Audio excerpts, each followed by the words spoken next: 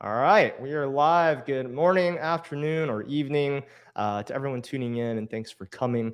Today, we're going to be talking about enhancing your Terraform workflows with VS Code. And today, I've got the Terraform Editor Experience team with me here on stream. So the other beautiful folks that you see here, and we've got some great stuff to cover.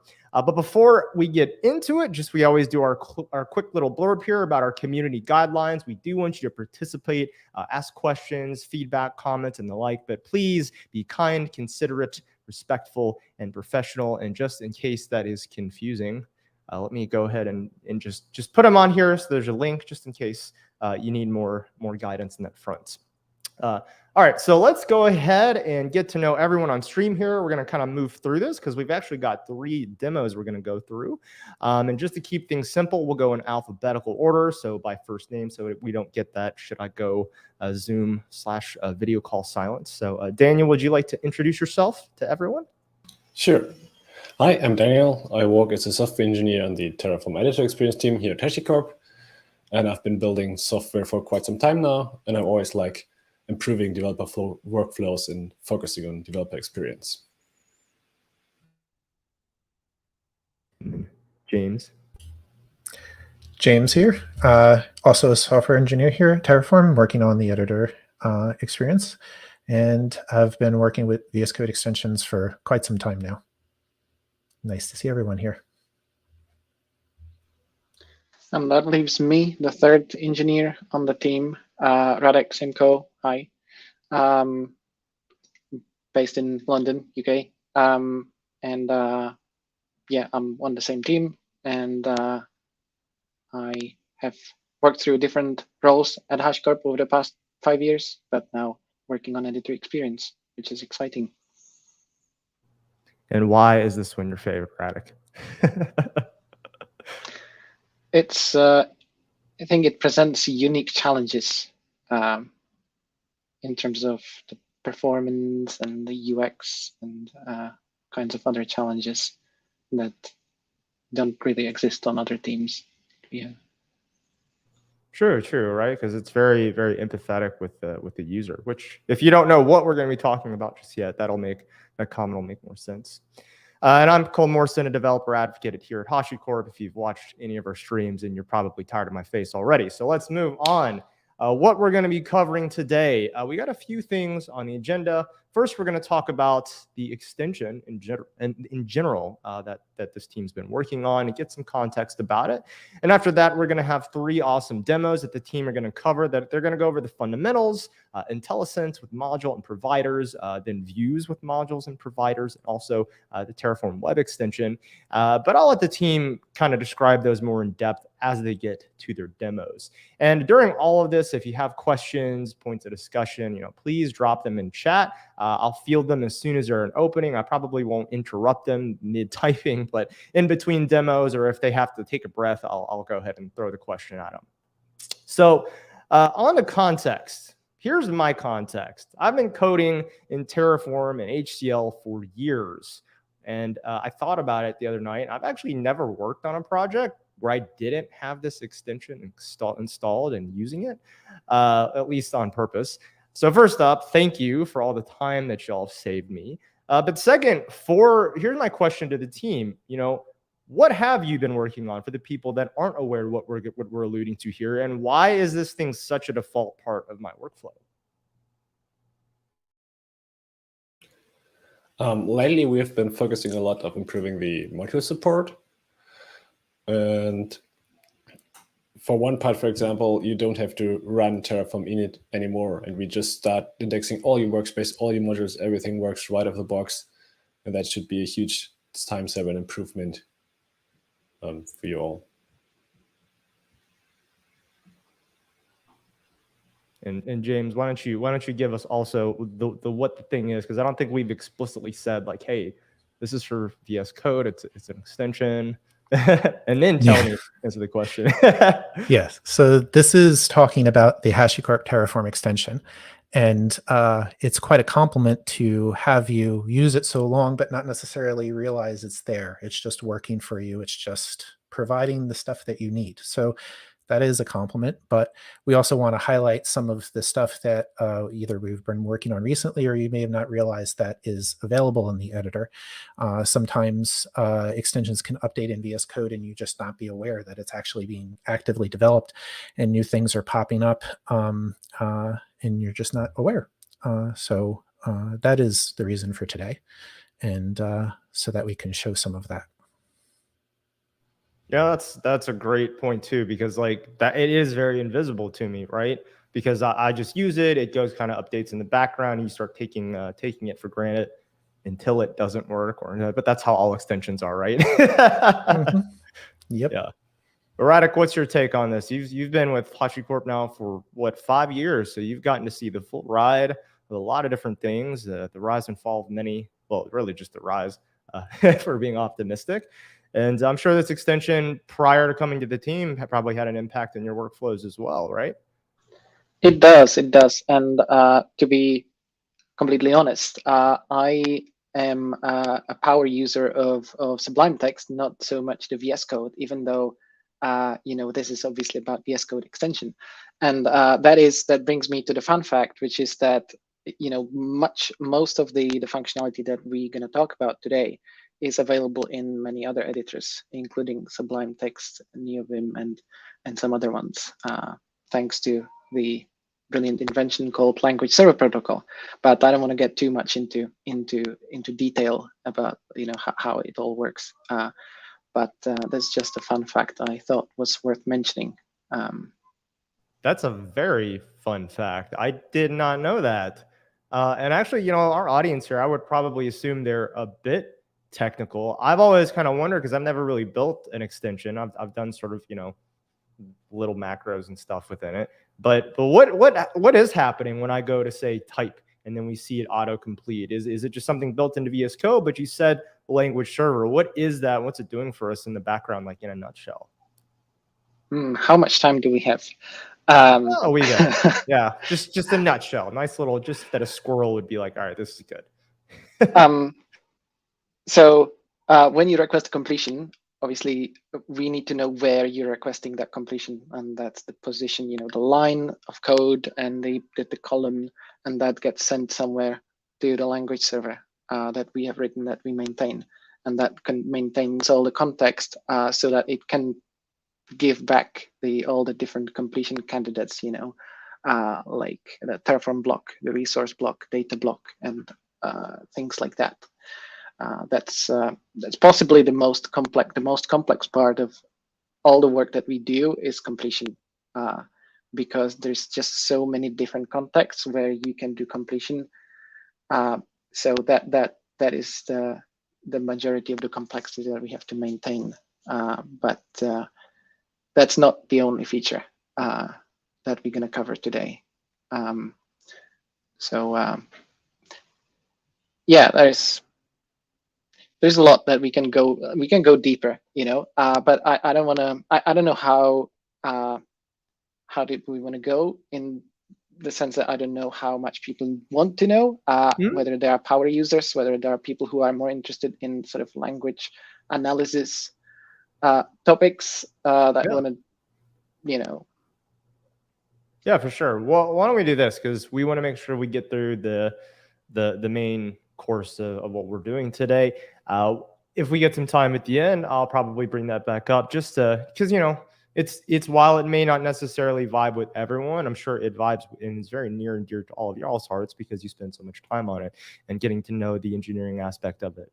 We have a very technical audience. I'm sure it would spark some imaginations. But speaking of demos, the demos are going to be the central part of our conversation. And so we kind of wanted to take 3 approaches here, right? We're going to begin with those fundamentals first. So Radek, I believe that you're going to share it with us and go through that.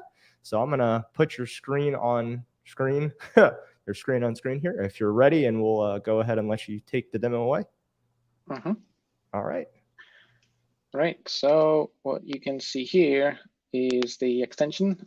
So if you already have VS Code installed, that's the assumption that I'm making here, then you can find the extension by typing HashiCorp.terraform into the extensions block, and that's where you can find the extension. I already have it installed naturally.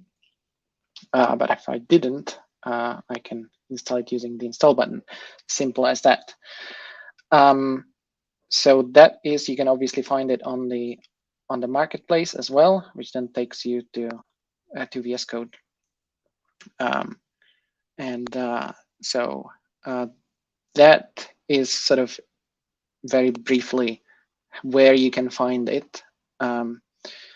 We also have, all the functionality, all the features documented here, but I'm going to demo some of those as I feel like seeing them live is going to have more of a better effect than just showing you the README, of course. So let me just increase the font size so everyone can see that and can read that. So I'm starting with completely empty file, and obviously the objective here, I think of our team generally, is to allow you to work, within your IDE, within the comfort of your IDE, without having to switch between the browser, where you keep copy pasting snippets of code from the docs. So let me demonstrate how that's possible. So you can see already the auto-completion in action here, where I'm completing the Terraform block.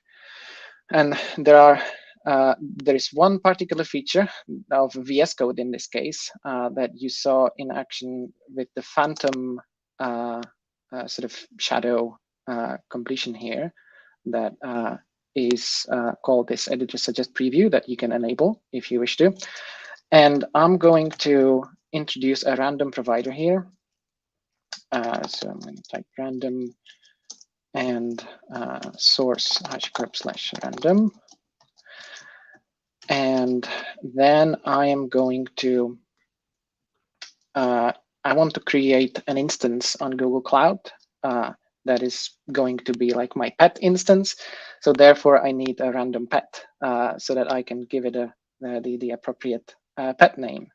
So here I can pick the random pet.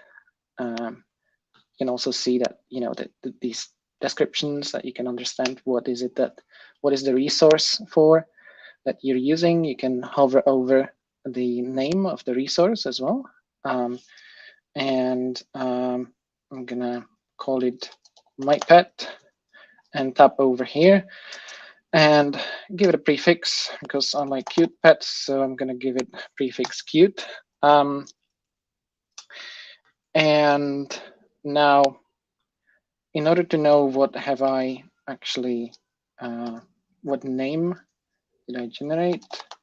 What is the name of the pet? I'm gonna create an output. And you can see here the completion of the resource of the references as well. So the random pet name will be in the output called pet name, and that basically is one part. Then I can also create the, before I create the Google instance, I need to introduce the provider. So that's what I'll do. Oops, there we go. Source HashiCorp/Google.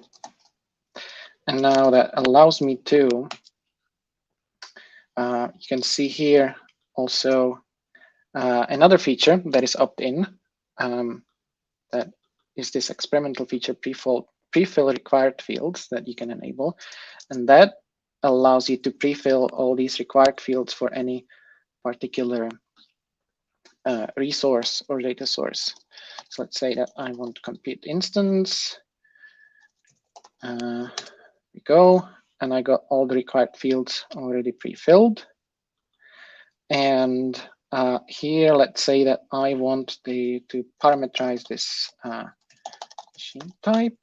And the name I want to take from random path ID. And one feature that that we have implemented in the extension that you keep seeing without even probably realizing is that anytime I save the file, it gets formatted. So if I was to let's say misalign something and I save it, then that gets aligned correctly. So that's thanks to this setting. But you can also format the file using this command palette command. So now we need to introduce the variable. So let's introduce, let me create variables.df and create a variable called machine type that would be string. And we also want to have count, instance count. Let's say that we want to parameterize how many pets, how many instances do we want. So instance count, and that would be type number. Now, the nice thing about the extension is that you can also, assuming that you want to declare the values for your variables in df-vars files, you can do so. And we provide the completion there as well. So now that I have defined the variables here, I can see them being completed here. Therefore, I can set the machine type here to E2 medium. We don't provide completion for these instance types yet, but it would be neat, wouldn't it?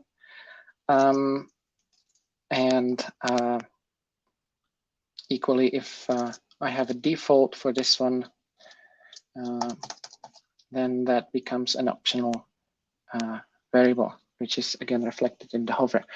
So that's those are some of the features. There is also diagnostics, some basic diagnostics that you get in this problems panel here that refer to any mistakes that you may have made in terms of forgetting about closing a block, for example, or forgotten quotes. It doesn't necessarily point out every single mistake at this point, but it should help you it should help you avoid at least the most fundamental problems that there may be.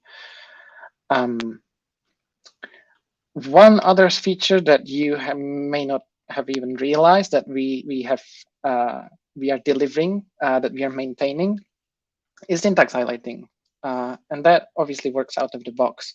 So that way the things are colored in a meaningful way, depending on your theme, of course. And there are two more features that I wanted to show off here, which is go to definition. So if I click here or I hover over, then I see the variable definition and I can click, and that takes me to the definition of that variable.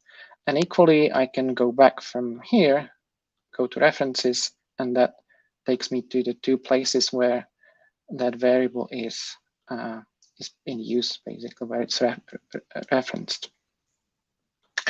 And so lastly, we also provide links to documentation. So I can go to the documentation relevant to the provider from the provider label here by clicking to there, which helpfully opened on the wrong screen. But basically, that's how it works. So I think that concludes my demo slot, and I guess I'll leave it on you if you have any questions. Yeah, we had a couple questions. I tried to answer them, but perhaps y'all have more insight. One is a very simple question, which is, do variables autocomplete once you define them, as we saw? Yes, they do. But I think a more interesting question that I'd like to get the perspective from the three from you is it helpful for learning like freshly the first time. The extension. That's kind of hard to answer for me, given that I have been working on Terraform, not necessarily using Terraform for the last 5 years. So I mean, I hope it's useful for the end users, but I'm not necessarily the representative user here, really. I think I could answer that truthfully in the sense that when I came to HashiCorp, I didn't know how to author Terraform configurations to the extent that the rest of my teammates did. And one thing I could say about all of the IntelliSense that Radek just showed you is that it helps you enter in those details without having to always jump to the documentation. So it keeps you closer to the code as you write the code. It may not have all of the information that you need in order to know about what an AWS instance needs in order to function in your environment, but it'll give you the type information, required attributes, things like that, which is useful for someone like me who's like, I don't even know how to create an AWS instance, never mind, do something in Terraform. It will also show errors, as Radek was showing in the end. So as you're typing, it'll tell you when you're screwing up, which is something I do often. So very helpful for first-time users as well as expert users. Daniel, do you have anything to add to that? No. I also enjoy using the extension when I'm authoring Terraform code, and it's always been very helpful. And over the course of the last couple of months, I feel I've not visited the registry documentation that often anymore than I did last year or something. So it really shows that we're moving a lot of it into the editor, so you don't have to context switch that often anymore. Nice. Yeah, I agree with everything. Like James, you really put it elegantly. It keeps you closer to the code. It takes a lot of the rote memorization out of stuff, and that is such a big time saver to remove that cognitive load. We did have a question just about, very quick one, just do you have classes to teach Terraform in general? I would highly recommend, no brainer, install the extension, definitely use it. It will take a lot of stuff. And if you want some more direction and just Terraform in general, you can check out all of our Learn guides right here. I've just got learn.hashicorp.com/Terraform. But okay, so I think that takes us to the next part, because this was kind of the fundamentals, like Radek said, with some other neat little spices thrown in. But I believe now we are going to hop to Daniel. Are you ready for me to put your screen up to the world? I'm ready. Yeah, go for it. All right. Here we go. And before you start, could you give us a quick kind of overview of what we're going to be walking through here? We're going to focus on modules in my part, and we're going to demo how to work with modules, what features we offer when working with modules, and how to go to definition and find references Radek showed us works across modules and help you navigate your growing code base. So for example, if you want to consume a module from the Terraform registry, you start with a module block and you give it a name, and you need to define a module source here. And normally you would now open the registry, search for your module, and insert the module source here. But we now introduced searching the registry directly from your editor, and you now get by default a completion of the top 10 modules, and you can filter them by name. For example, if I want to use a Nomad module here, I can start typing Nomad and pick the official Google one, and then our language server will fetch all the module information in the background. You can as well autocomplete the version for this module. So you get a list of all available versions here. And we want to use the latest, so we can specify it or leave it out, because specifying no version always results in the latest version. If we have the module information now here fetched in the background, we can start auto-completing the module inputs. So similar to resources, you now get here all the attributes that this module needs to function. For example, it needs a project, which is a string here. And you can start filling out all the required module fields as you go. If you want to learn more about the module you're going to use, you can hover here as well and open the documentation to that module. This will come in handy and open the documentation on your second screen. So here we go directly to the module registry and you get all the module information you need.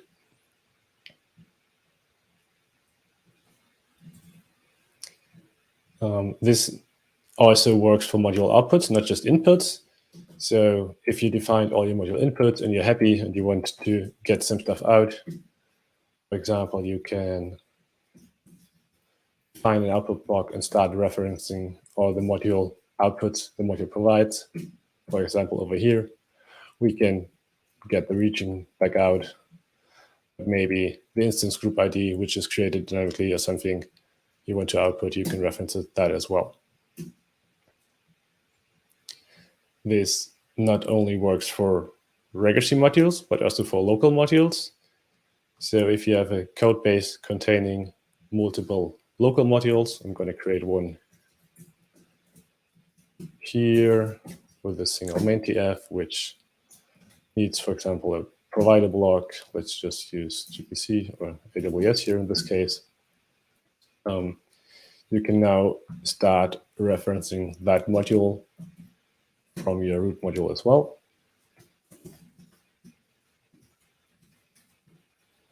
And here, when completing the module source, we now start listing your local modules. So all the relative paths to your local modules now appear in the module source completion, and you complete that one as well.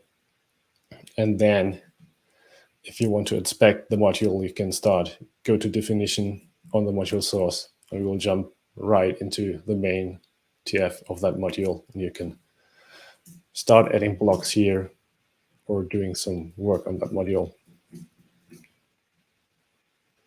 If the module has inputs as well, so for example, we define variables TF here and add a variable block,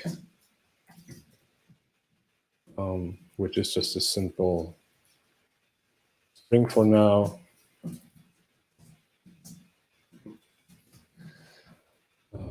We start listing those module inputs here as well as we do for the registry modules.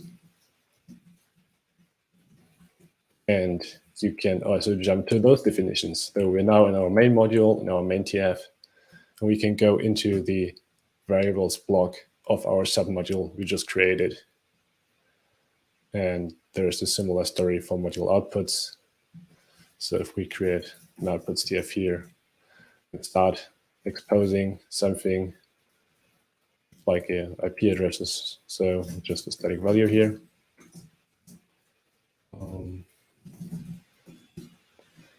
We can reference those as well from the outer module call or root module here. So the value for that one would be a reference to our local module, which is in that case called my submodule, and the output was called IP.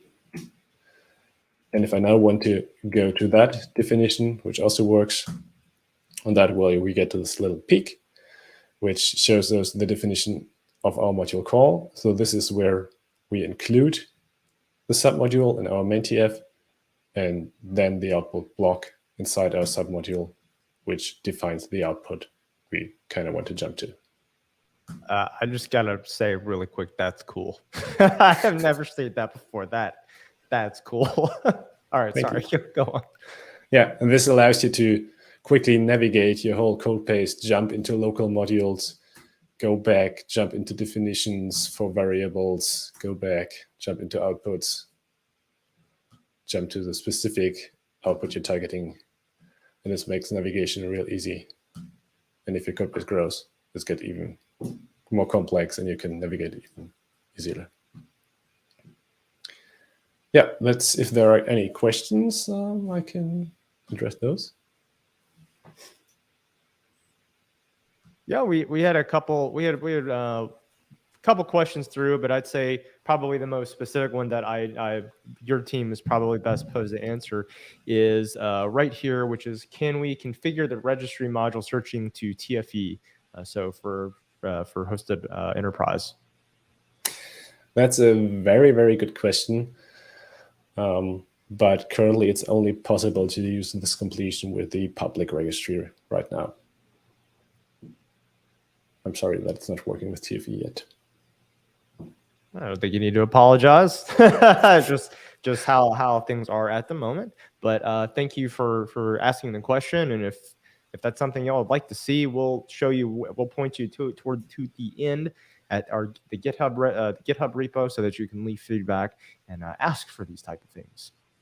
Yeah, I just gotta say, I have never seen that the sub window thing for showing and jumping to other files when you're typing out the my sub bundle.ip. That is amazing. I know that it's just a nice little UI sugar, but these types of things, they go a long way in terms of speeding up your workflow, not getting, because you know how it is, you want to stay in the flow, keep coding, and this is one of those things that now that I know that's there, that's amazing.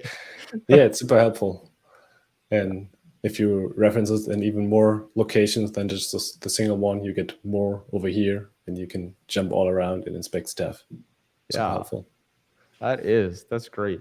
And so just to reiterate, y'all, like for people watching, this is auto-completion, meaning that if you're searching a module on the Terraform registry, we can just start auto-completing that without you having like done anything, which is going to help you keep you here, so you're not even having to jump to the Terraform registry nearly as much. And then if you need to, obviously we've got the links out that'll take you right there, and that is like right there. That's so good, especially if this is something you're doing pretty rapidly. Just having these things there, you probably already know it. Obviously, if this is your first time working with a module, you're probably going to need to read up onto it. But if you've been doing this quite a bit, this is going to speed things up for you. And just again, this video is being recorded live here, and as soon as it's done, it will be bounced and put up onto YouTube pretty much immediately. So if you've missed part of it, don't worry, it will be there for later on. Okay, so Daniel, is there anything else you wanted to show here? No, that's all I have for you today. Okay, so that takes us to James, unless there's any other commentary that Radek or James have on what Daniel just showed before we move on. No? All right. Well, same question to you, James. But I'm going to go ahead and remove Daniel's screen here. Are you good for me to put you up on the world here? All right, great. Before you go through, could you give us a little overview of what you're going to be? Ooh, look at this. We got the dark mode going on here. Can you give us a sort of an overview of what you're going to be covering? Sure. So part or most of the reason that you use an extension of VS Code is that you want to improve the understanding of the language you're using. And part of, from the author perspective, is we want to increase your discovery of the code. So when Radek was showing the IntelliSense or the hover or the code navigation, go to definition, auto-completion, that stuff helps you in the moment as you're editing, discover the code as you're writing it, or the documentation, or type that kind of information. And Daniel shows that we now have an understanding of module structure, not only from the registry, but from local modules, their locations, and how to navigate to all of them, their outputs, inputs, things like that. So we're just building on all of that understanding and discovery. To finish this session out, I'm going to cover another way to view that information, that module information, as you're working it. So looking at this configuration file, we can see a couple of statements here, and you can easily imagine this file being very large, having lots of definitions, lots of stanzas. And it would be hard for you to figure out or easily see which providers you're using, which modules are referenced, what versions for all of that, what constraints are being used. So enter in the Terraform sidebar. And we've had this out as a view inside the Explorer window for a while. We finally pulled this out into its own view container so that you can reference this as you're authoring or as you're reviewing other people's code. So what's the big deal about having this view? It's a way to quickly see the modules and open in the current file. So if you were to change files between other things, this view would change. So you get a current picture snapshot of what you're looking at as you're looking at it. You can see all of the modules. You can see their constraints, and you can see their versions. And you can also see from their icon what type of module, whether you're using them from the Terraform registry or they're coming from your local file system. And the same thing with the providers as well. And as you can see in the Azure RM one, I'm using a constraint, but I've run Terraform in it, and we have an exact version of 3.0.2. So Radek showed before how much documentation that we can see inline using the extension. But if we needed to see that particular provider or module directory directly, we can open the documentation link directly from the editor. And as with everybody, move the window over. This can be then hotkeyed to open up as you look through your module source. Now, this wouldn't be impressive in and of itself if it was static. So as we edit the file and add new providers or new modules, they automatically pop up inside the view. We could take away a module and it goes away, and we could add it back and it comes in. So that means as you edit the file or as you change the versions, it'll display over here. It also works for local modules. I can use the autocomplete that Daniel showed before and get my local module popping up right there and indicating that I have a local module. So, and now if we ran Terraform init at this point, I'm not going to do it because demo gods and connections will be slow, but this will resolve the Google one, and it'll show the 40, some version after 4.2 there. So we can see how the extension aids in code discovery and whether we're creating a new file or modifying an existing file. And as Cole alluded to earlier, we work in multiple places. You might already know that we work with the remote extensions in WSL, SSH, and Docker. And we work on Windows, obviously in front of you, and Linux and Mac. And we also work in code spaces in GitHub on the web. And as of now, earlier this week, we work in the browser. And so this is currently in the preview extension. I believe someone else a little earlier asked about the difference between the preview and the stable extension. And this is a good example right away of what the difference is. In preview, we're trying to push out things earlier so that we can get feedback earlier. And in stable, we're using the things that have incubated, gotten feedback, improved work for everyone. So for right now, you can't install the stable extension inside the web version of VS Code. But you can install the preview version of the Terraform extension. So yes, they're two separate extensions. If you want to use the preview extension, you install the preview extension. You shouldn't have the stable extension also installed. So it's a back and forth kind of thing. But if you have your extension synced and your settings synced and things like that, you can bounce between your editor on your desktop or on your laptop and also in the web and have the same experience. Now, I do say same experience slightly tongue-in-cheek. This is syntax highlighting right in front of you. You're not going to get the same IntelliSense that Radek and Daniel were showing before. Why? Well, because we don't have the language server working in the web yet. You want that? Upvote our issue. Go let us know on GitHub. Go let us know on the discussions pane. Let us know that's where you want us to go. But what would be the use of a syntax-only extension? If you're reviewing a GitHub PR, and you want to drop down into that PR and see a better view than just the file in front of you. You can hit the period in GitHub and then be dropped directly into the editor. And then you can actually introspect and look and bounce between files and use that same editor experience that you would expect on the desktop. And that's it. That's my spiel. Thank you for your time. Any questions?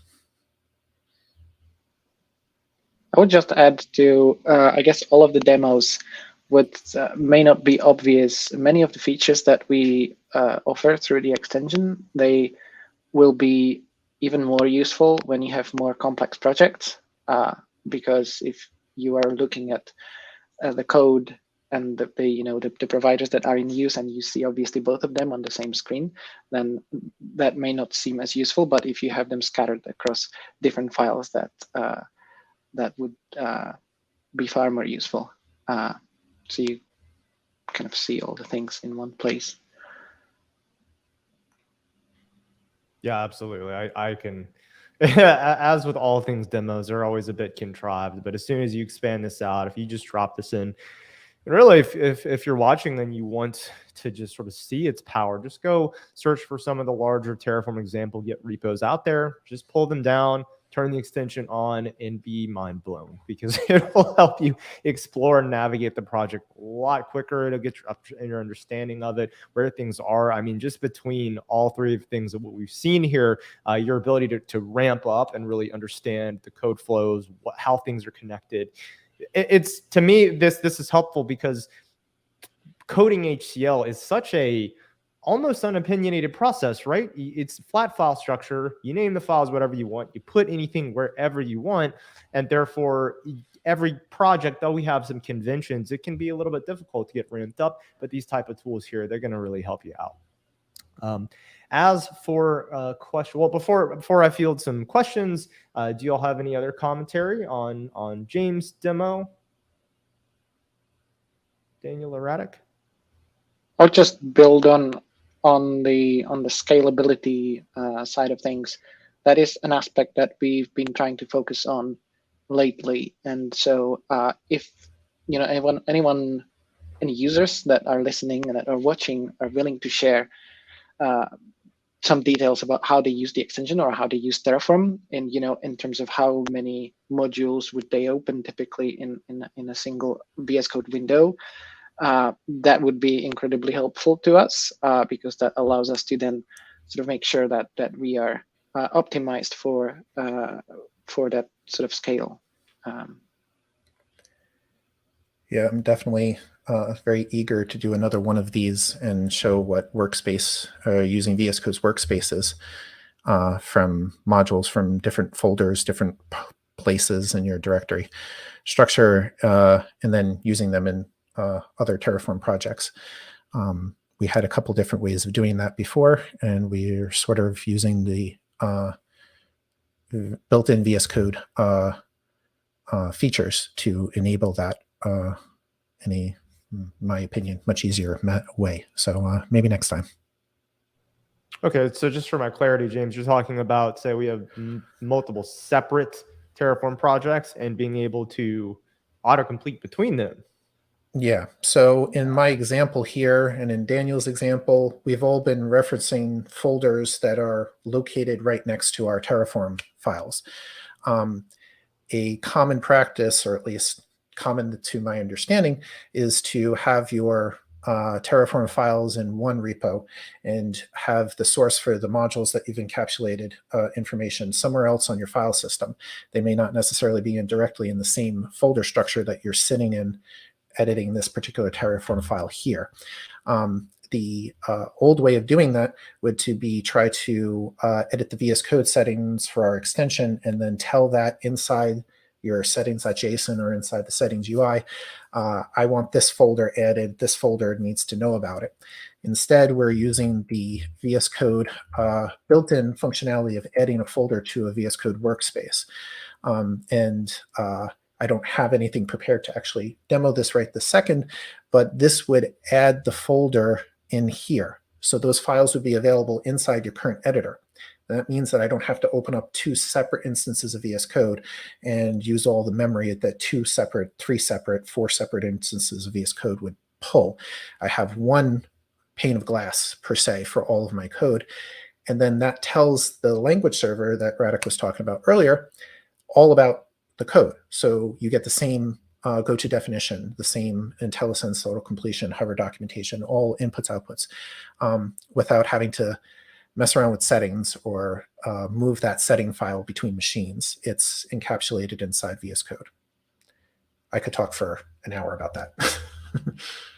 No, that is immediately applicable to me as a developer, because yeah, like even though for smaller modules, perhaps keeping them local, but in general, as soon as you want to move them out into version control system, yeah, keeping in the same repo can be fine if they're smaller, but also I really just have never gotten a grasp on using Git submodules. So I've always preferred to split them out separately.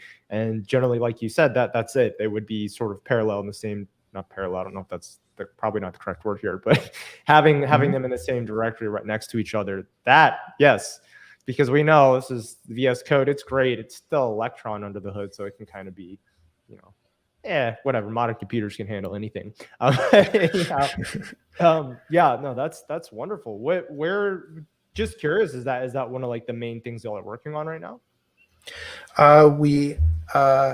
The functionality has been there for quite a while. We've been just tweaking it and making the user experience of selecting those folders better. So we've been deprecating the settings that used to control it and pushing toward this add folder to workspace scenario or workflow. The language server itself for over a year now has had an ability to handle inputs from multiple different folders. It just hasn't been as streamlined as we're trying to point out now to enable that. We still had the old way as well as the new way. And as we move to the new way, we have now a better understanding of where those folders are. I wish I had something set up to do it, but I don't want to go trawling through my folder structure to try to find an example for you. Yeah, fair enough. All right, so I've got 2 questions from the audience for you. One of them is kind of a themed question, and then I have just some questions of my own. The first question, very simple. Are we going to support the CLI commands in the extension? So like the UI button for plan and apply. So a UI button is interesting. So first, let's just go. We do have init, we have plan, and validate an init current folder. You see the recently used commands are popping up on the top here. And these are the rest of the commands that are available just in general for me using VS Code. So you can run init. This will ask you which folder, which is useful if you have multiple different folders and you want to run init somewhere else, or just init the current root workspace here. And you can run validate command. As Radek showed before, you can actually have that, or no, sorry, that was format. You can run validate, or you can have it automatically run. So they are available through the command palette. Having a button, I forgot to demo something. We have init as a button. It may be hard to see because of resolution and I can't zoom in on the tooltip over here, but we do have a button here for initializing the current workspace so that you'll get the providers pulled down in your modules. So that is available. If you want the other commands surfaced in another way, please let us know and we can work on doing that. Very, very nice. Very, very nice. And the next question is just sort of a theme, and that is Terraform Enterprise support. So we had a couple questions surrounding Terraform.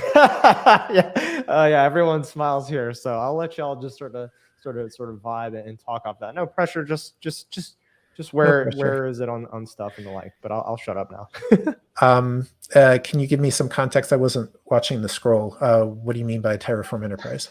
I think they mean probably modules and providers that would be hosted in the private registry within PFC or TFE. We don't offer that functionality yet. I think we definitely want to. There are certain challenges with regards to the user experience, I would say, because at that point, you have to authenticate against a certain endpoint to some discovery challenges. It is something that we want to offer eventually. I can't really share when and what that's going to look like, but we want to make sure that obviously the folks that are paying money for the product are getting a great experience. So that is on the roadmap somewhere.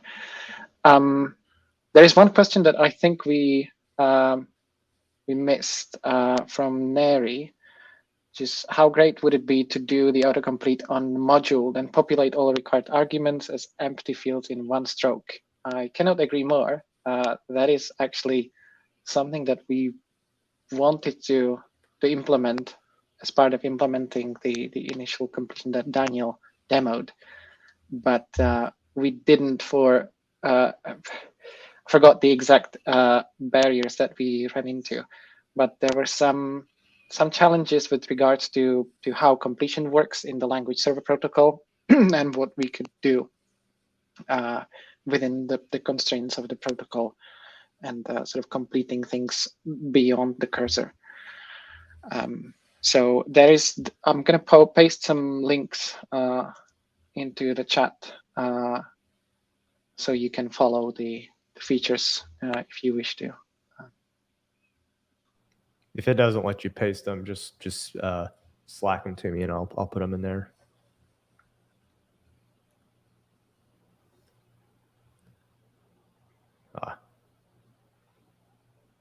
Yes, let me put those in. 1 second, everyone. So there's one. So these are the issues with respect to those. And apologies, Neri. I've tried to optimistically answer your question that he just fielded. I believe I mixed up what you said with something else that they did earlier. But now you have the actual links to these issues, and I'll just put those up on screen real quick. Not that I expect anyone to type these out directly. Yeah, so there we go. Then we just had a real quick question come in. If we hover, do hover info display our comments on variables? I assume you mean descriptions, churros. Do they? I feel like that's pretty. Yeah, they do. Okay. Quick head nod. Okay, great. So we're kind of running here towards the end of time. Again, if you I just have one question for the team to wrap things up here before we point everyone in the right directions. And on the horizon, what is the most exciting thing y'all see in the future here? And just give me one liner. Doesn't have to be super long. Let's just go alphabetical. Daniel, what are you excited about with respect to the future of the extension? I think the web might be a very interesting platform to support and also to solve the problem of getting the language server running in the web context. James briefly showed that the preview extension is now available for the web, but it's only providing the syntax highlighting. I'm not running anything of the Go-based language server in the background, which is currently not really possible. And there should be an interesting research around how that could be possible using WebAssembly, using some mock file system APIs. I don't know, might provide a lot of value, but might also be very, very complex to implement. Nice. James, what about you? Well, it is an exciting time right now. We've spent a good amount of time, almost a year, implementing an understanding of the language and getting all of the parsing stuff and context stuff settled down, and we're on the home stretch with that. So I would be looking toward expanding into features like some people were hinting at Terraform cloud integrations and toward that experience where keeping you inside the editor and close to the code, but also integrating with the larger sets of our environment, other parts that we use day to day when we use Terraform. All right. And last but not least, Radek.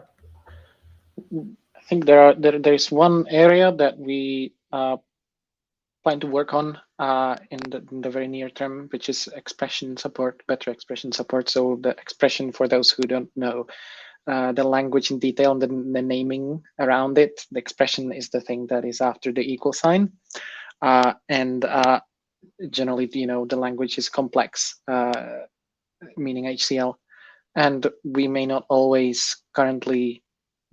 be able to complete anything within the expression anywhere where you are. And one of the big areas where we could do better is functions. So, being able to complete the function names and the arguments for these functions, I think that would be a big win. So expression support is going to be a big focus for us. And sort of after that is, I think that would be amazing to have, obviously expanding what we can do in terms of validation, and showing you what is invalid in your configuration, but also then building on that how you can fix that, ideally even with like one click, right? So things like deprecated fields that people use, and things like that. Nice. So I know we have a couple of questions sort of outstanding, but we are kind of coming up to the top of the hour. Feel free to reach out to any of us. I know that I've got our Twitter handles on down below the video, depending upon where you are. And then I'm also going to post the GitHub repo here, and I'm going to kind of put us up a little toast message there. If you have feedback, please go to this repo, give us an issue, start a discussion. It doesn't even necessarily have to be a bug or anything. It can just be a request for something, or maybe just a curiosity. I know the team's really looking for feedback right now, and this is a great place to field it. So definitely check that out there. And again, you can reach out to us. Are there any other places you'd like to direct the audience, y'all?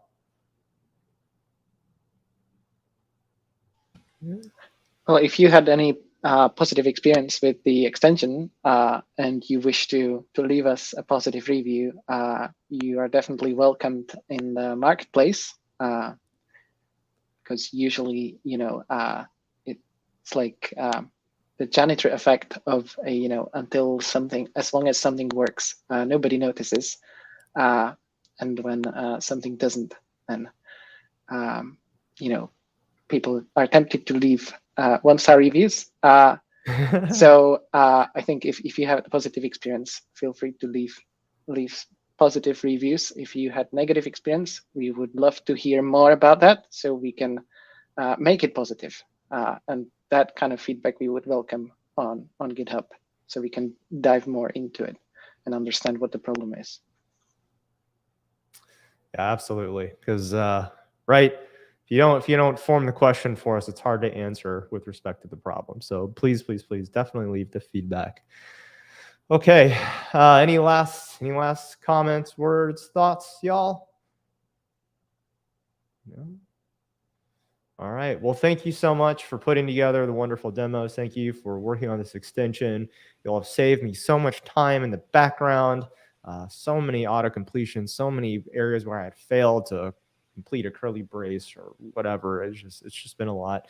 And yeah, for everyone who tuned in, thank you so much. Again, please check out the GitHub repo below. If you have feedback, leave it for us. If you're looking to learn Terraform, check out our Learn guides on learn.hashicorp.com. There's an array of guides there where you can get started for anything. I mentioned those because we've had a couple questions in the chat around Terraform in general. And I believe that's all for us. Until next time.